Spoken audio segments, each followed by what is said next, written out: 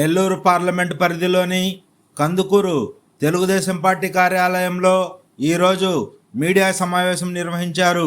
ఈ సమావేశంలో MLC Bhumireddy Rambhupal Reddy, Nellore deputy mayor Roop Kumar Yadav, Kandukur Telugu Desam party అభ్యర్థి ఇంటూరు నాగేశ్వరరావు మాట్లాడారు.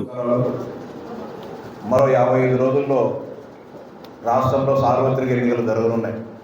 లోక్సభకు, ఆంధ్రప్రదేశ్ శాసనసభకు జరుగుతున్న ఎన్నికల్లో కందుకూరు నియోజకవర్గం నుంచి ఎన్డీఏ అభ్యర్థిగా ఇంటూరు నాగేశ్వరరావు గారిని ఎంపిక చేయడం జరిగింది. ఈయనకు పోటీగా వైఎస్ఆర్సీపీ అభ్యర్థిగా బుర్రా మధుసూదన్ యాదవ్ గారిని ఎంపిక చేయడం జరిగింది. కనిగిరి నియోజకవర్గంలో పెద్ద ఎత్తున అవినీతి అక్రమాలు చేసి ప్రజలను నానా రకాలుగా ఇబ్బందులు పెట్టిన వ్యక్తిని జగన్మోహన్ రెడ్డి గారు కందుకూరుకు పంపించి ఇక్కడ వైఎస్ఆర్సీపీ అభ్యర్థిగా ఎంపిక చేయడం జరిగింది. కందుకూరు నియోజకవర్గ ప్రజానీకానికి సవినయంగా విజ్ఞప్తి చేస్తూ ఉన్నాం. స్థానికుడైన ఇంటూరి నాగేశ్వరరావు గారు మీకు ప్రజాప్రతినిధి కావాలా? స్థానికేతరుడు, ఒక అవినీతిపరుడు, కనిగిరి నియోజకవర్గంలో పనికిరాని ప్రజాప్రతినిధి కందుకూరుకు ఎలా తరమవుతాడు? ఈ ప్రాంత ప్రజాప్రతినిధి గారు అర్హుడా అనర్హుడా అనే విషయాన్ని విజ్ఞులైన కందుకూరు నియోజకవర్గ ప్రజానీకం ఆలోచించి ఒక చారిత్రాత్మకమైన తీర్పునివ్వాలని చెప్పి విజ్ఞప్తి చేస్తూ ఉన్నాం. కనిగిరి నియోజకవర్గంలో బుర్రా మధుసూదన్ రావు గారు అనేక రకాలైన అవినీతి, భూ కబ్జాలు, వందల కోట్ల రూపాయల అవినీతి అక్రమాలు చేయడం జరిగింది. ఆ ప్రాంతంలో ఉన్న వైఎస్ఆర్సీపీ నాయకులు, కార్యకర్తలు, ప్రజలు బుర్రా మధుసూదన్ రావు గారిని కనిగిరి నియోజకవర్గం నుంచి పోటీ చేస్తే మేము సహకరించేది లేదు, ఆయన చిత్తుగా ఓడికొడతామని ప్రజలు, వైఎస్ఆర్సీపీ నాయకులు బహిరంగంగా ప్రకటించిన తర్వాత ఆయన్ని ఇక్కడికి బదిలీ చేయడం జరిగింది జగన్మోహన్ రెడ్డి గారు. ఇదే విధమైన పరంపరను ఎంతో ప్రశాంతంగా ఉండే కందుకూరు నియోజకవర్గాన్ని బుర్రా మధుసూదన్ రావు లాంటి వ్యక్తులు వచ్చేసి ఈ రాజకీయ వాతావరణాన్ని కలుషితం చేసి ప్రశాంతంగా వ్యాపారాలు, వ్యవసాయాలు, ఎవరి పనుల వల్ల జీవనం గడిపే కందుకూరు నియోజకవర్గాన్ని విధ్వంసం చేసే కార్యక్రమాన్ని ఆయన ఎంపికైతే నాశనం చేస్తారు కందుకూరు నియోజకవర్గాన్ని అనే విషయాన్ని కందుకూరు నియోజకవర్గ ప్రజలకు గమనించి ఒక మంచి తీర్పు ఇవ్వాలని చెప్పి విజ్ఞప్తి చేస్తా ఉన్నాం.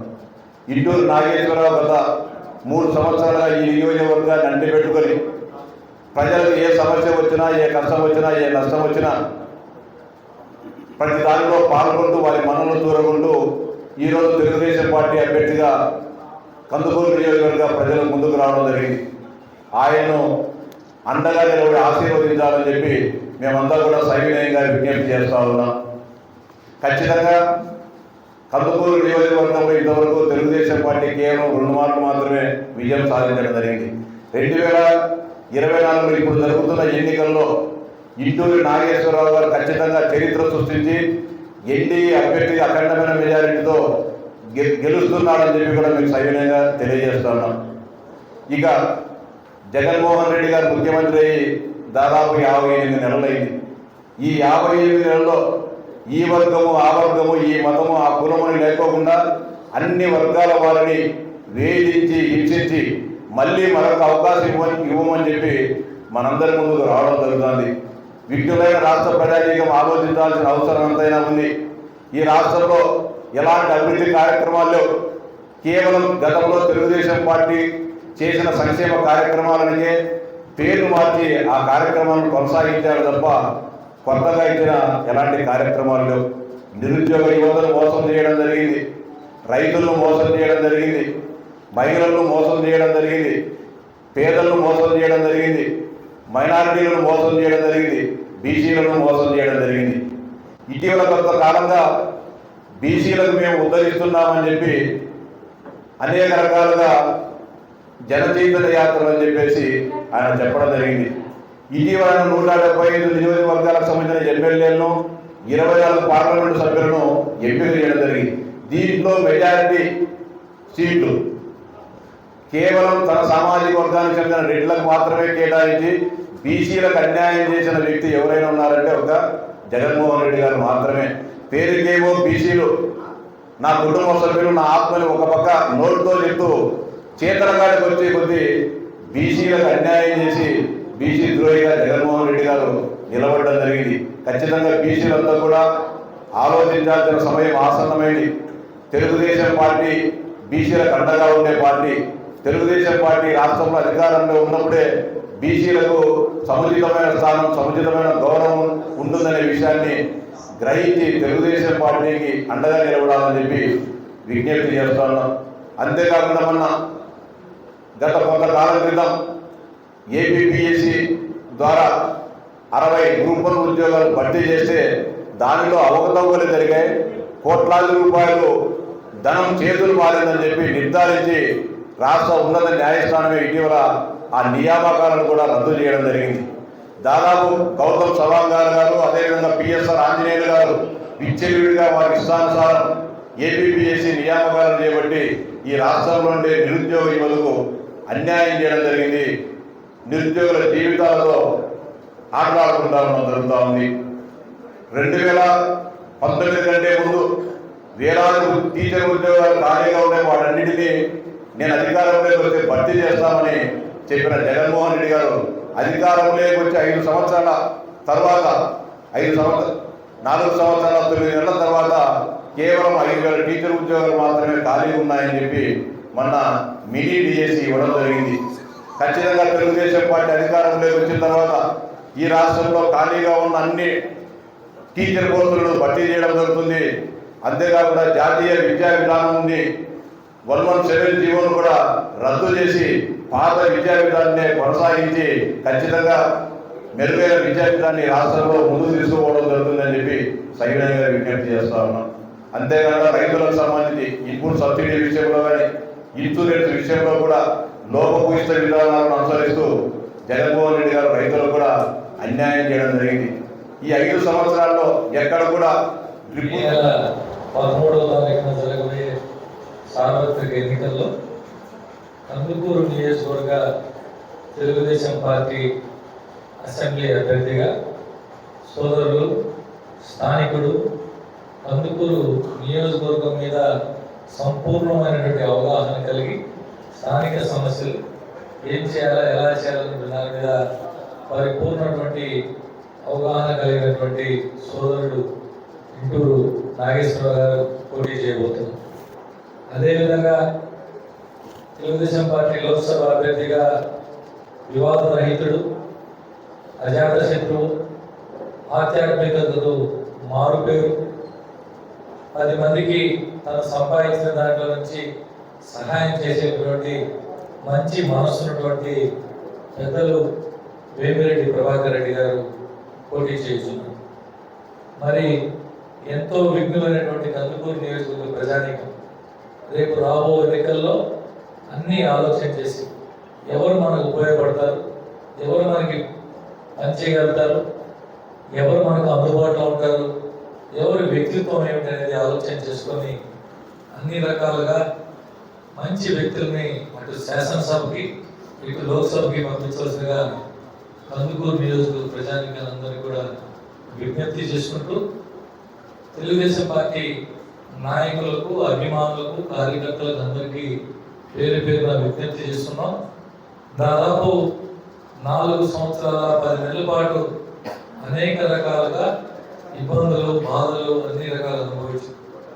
ఈ 55 రోజుల పాటు మనం చేసే కష్టం, మనం చేసే పనితీరు ఇవన్నీ కూడా రాబోయే రోజుల్లో మన అభ్యర్థులు గెలుపు కావచ్చు, తెలుగుదేశం పార్టీ నాయకుల, కార్యకర్తల భవిష్యత్తుకి ఒక నిర్దేశించబడేటువంటి రోజులు కాబట్టి ఈ 55 రోజుల పాటు ఏమాత్రం ఆసక్తి ప్రదర్శించకుండా అటు జనసేన, భారతీయ జనతా పార్టీ, తెలుగుదేశం పార్టీ ఉమ్మడి అభ్యర్థులైనటువంటి ఎమ్మెల్యే అభ్యర్థి నాగేశ్వరరావు గారికి, లోక్సభకి వేమిరెడ్డి ప్రభాకర్ రెడ్డి గారి గెలుపు కోసం మనం అందరం కలిసికట్టుగా కృషి చేద్దాం, పనిచేద్దాం అని చెప్పి ఈ 55 రోజులు కష్టపడితే 5 సంవత్సరాల పాటు మనం అన్ని రకాలుగా సంతోషంగా చంద్రబాబు నాయుడు గారి ప్రభుత్వంలో, మన ఎన్డీఏ ప్రభుత్వంలో అన్ని రకాలుగా తెలుగుదేశం పార్టీ కుటుంబ సభ్యులందరూ కూడా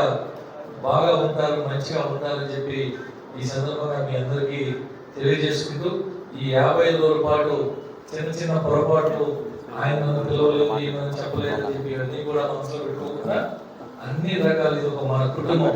ఈ కుటుంబంలో మనం ఒక అభ్యర్థిని పెట్టుకున్నాం కాబట్టి ఆ అభ్యర్థి గెలుపు కోసం అందరం కలిసికట్టుగా పనిచేద్దామని చెప్పి తెలియజేసుకుంటూ వైఎస్ఆర్ కాంగ్రెస్ పార్టీ నుంచి అటు శాసనసభ కావచ్చు ఇటు లోక్సభ కావచ్చు పోటీ చేసే అభ్యర్థులు, శాసనసభకు బుర్రా మసూదన్ గారు, లోక్సభకి విజయసాయి రెడ్డి గారు, వారిని కలవాలన్నా వారితో మనం మాట్లాడాలన్నా వారితో మనం పనుందన్నా ఒక ఆయన కలవాలంటే బెంగళూరు పోవాలా, ఇంకొక ఆయన కలవాలంటే హైదరాబాద్ ఢిల్లీలో పోవాలి. ఈ పరిస్థితి అవసరమా?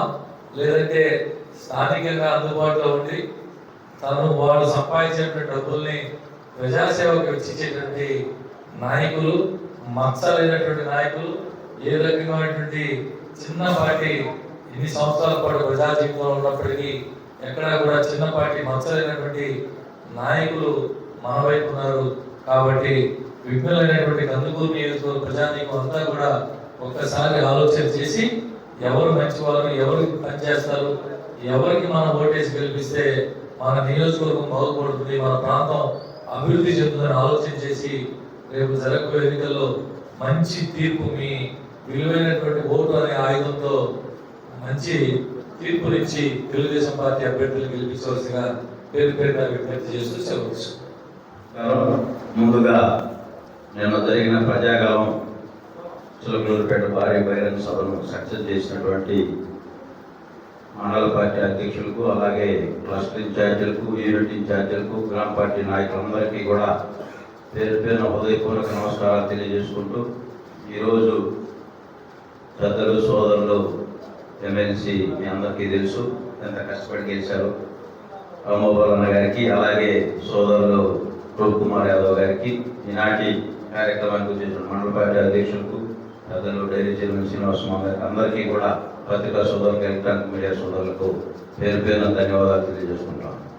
మనందరం కూడా పెద్దలందరూ చెప్పారు, జగన్మోహన్ రెడ్డి గారి వ్యవహార శైలి 5 సంవత్సరాల్లో మనందరం కూడా దగ్గరగా చూసాం. మళ్ళా ఒకసారి ఓటు అడగడానికి వైసీపీ నాయకులు గ్రామాలకు వస్తూ ఉన్నారు.